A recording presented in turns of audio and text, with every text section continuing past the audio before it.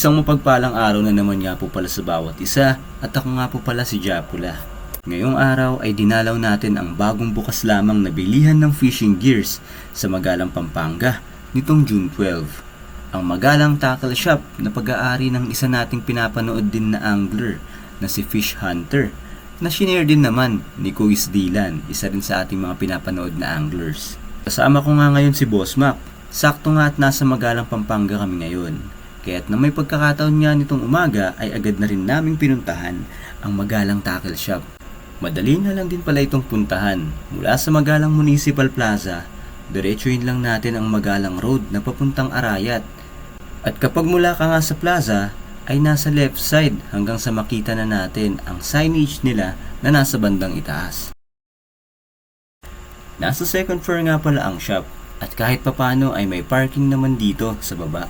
Umakyat na rin agad kami ni Boss Mac at may mga tao na nga rin pagkarating namin.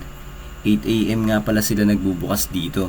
Pagpasok mo pa nga lamang ay bubungad na rin sa'yo ang mga solid na fishing reels na ito. Syempre, meron din ibang fishing gears gaya ng sinkers, floaters, hooks at iba pa. Syempre, hindi pwedeng mawala ang mga fishing rods na available din dito. Iba't ibang klase na depende rin sa setup na gusto mo. May mga available din na iba't ibang klase ng lures. May mga iilang second hand items din dito. Kagaya ng reel na to na talaga namang gustong gusto ni Boss Mac. Kaya lang, low budget pa raw siya ngayon. At nakita ko nga ang reel na ito na may nakalagay na with rod combo. Ibig sabihin, sa halagang 600 pesos ay meron ka ng rod at fishing reel na may kasama pang fishing line na nakalagay na sa spool.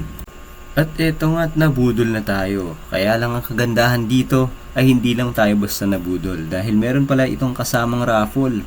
At ang nakuha nga natin sa raffle ay isang Sea Knight na fishing line.